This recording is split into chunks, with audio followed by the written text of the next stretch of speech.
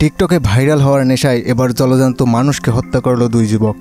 শুনে অবিশ্বাস্য মনে হলেও এমন কাণ্ড ঘটিয়েছে পটুয়াখালীর টিকটকার মোহাম্মদ তুহিন। 4 ফেব্রুয়ারি 2025 টিকটকে ভিলেন চরিত্রের জন্য মাত্র 300 টাকায় অটোচালক মহিউদ্দিন ঈশাকে ভাড়া করে তুহিন। পরে কৌশলে পটুয়াখালী থেকে দশমিনার রোহিতপুর এলাকার তরমুজ ক্ষেতের টং ঘরে নিয়ে তাকে হত্যা করে। এরপর মৃতদেহ মাচার উপর খড়কুটা দিয়ে ঢেকে আসে সে। ঘটনার পরের দিন মহিউদ্দিনের মৃতদেহ ও অটোরিকশা উদ্ধার করে পুলিশ।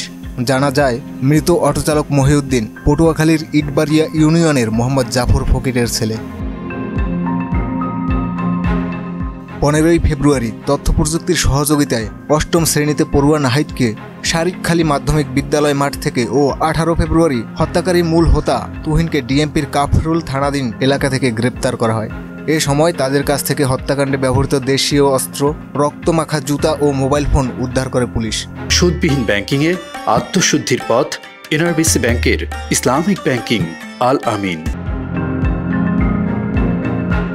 আসামি মোহাম্মদ তুহিন পটুয়াখালীর দুর্গাপুর গ্রামের সেলিম হাওলাদারের ছেলে ও নাহিদের গ্রামের বাড়ি আমতলীর মহিষকাটা। তবে এরপর ঘটনায় আসে নতুন মোড়। পুলিশ সুপার মোহাম্মদ আনোয়ার জাহিদ জানান, তুহিন আদালতে স্বীকার করেছেন যে অটো ছিনতাইয়ের উদ্দেশ্যেই তারা ঈশাকে হত্যা করে। সে বলে যে হ্যাঁ, আমরা এই কাজটা করছি, আমি আমার টিকটকের জন্য এটা নিয়ে গেছিলাম, আমরা এটা আমাদের তুহিন আমাকে বলে যে এটা আমরা খেয়ে ফেলবো, এটা আমরা নিয়ে বিক্রি করে দিয়ে তারপর আমরা কয়েকদিন ভালো করে চলবো আর কি। এই প্রেক্ষিতে দুইজনেই অটো নিয়ে শহরে বিভিন্ন জায়গায় ঘুরে কোনো সুইটেবল না পেয়ে জাস্ট 4টে 4:30টার দিকে তারা এই কাজটা করে বিকালবেলা ওই দিনই। উজ্জ্বল রায়, মোহনা ডিজিটাল।